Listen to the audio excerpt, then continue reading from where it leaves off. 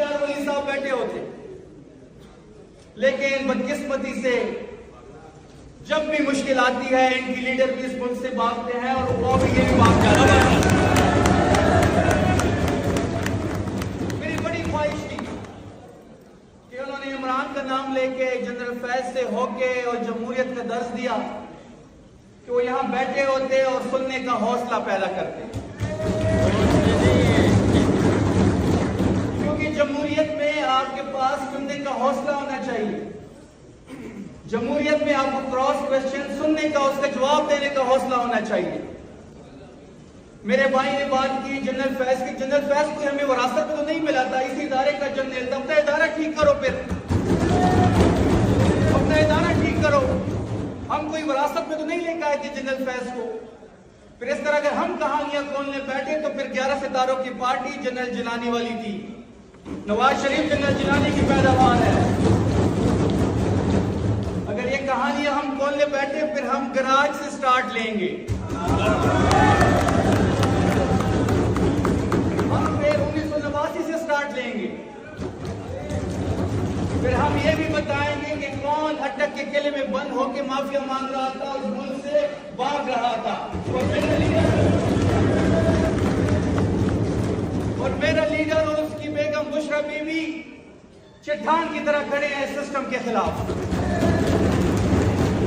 हमें ना बताया जाए, हमें ना दर्ज दिया जाए जमहूरियत का। हमें पता है कि आप कैसे बैठे हैं। फॉर्म 47 वाले हमें जमहूरियत का दर्ज देंगे। इनको शर्म नहीं आती कि एक फॉर्म 47 की वजीर आजम का कोऑर्डिनेटर होकर जाली वजीर आजम का जाली कोऑर्डिनेटर दर्ज देगा मुझे। बड़ी ख्वाहिश थी कि इख्तियार वली साहब बैठे होते, लेकिन बदकिस्मती से जब भी मुश्किल आती है इनकी लीडर भी इस मुल्क से भागते हैं और वो भी ये भी भाग जाते हैं। मेरी बड़ी ख्वाहिश थी कि उन्होंने इमरान का नाम लेके जनरल फैज से होके और जमहूरियत का दर्ज दिया कि वो यहां बैठे होते और सुनने का हौसला पैदा करते,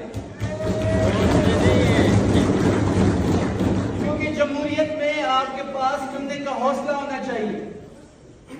जमहूरियत में आपको क्रॉस क्वेश्चन सुनने का, उसका जवाब देने का हौसला होना चाहिए। मेरे भाई ने बात की जनरल फैज की। जनरल फैज को हमें विरासत में तो नहीं मिला था, इसी इदारे का जनरल था। अपना इदारा ठीक करो, फिर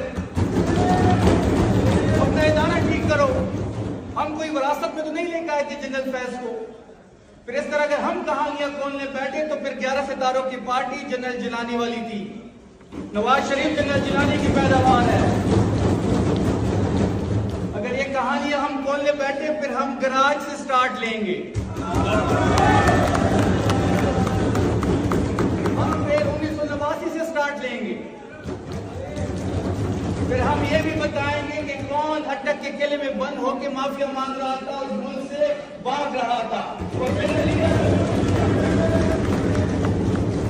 और मेरा लीडर और उसकी बेगम बुशरा बीवी चट्टान की तरह खड़े हैं सिस्टम के खिलाफ। हमें ना बताया जाए, हमें ना दर्ज दिया जाए जमहूरियत का। हमें पता है कि आप कैसे बैठे हैं। फॉर्म 47 वाले हमें जमहूरियत का दर्ज देंगे। इनको शर्म नहीं आती कि एक फॉर्म 47 की वजीर आजम का कोऑर्डिनेटर होकर जाली वजीर आजम का जाली कोऑर्डिनेटर दर्ज देगा मुझे।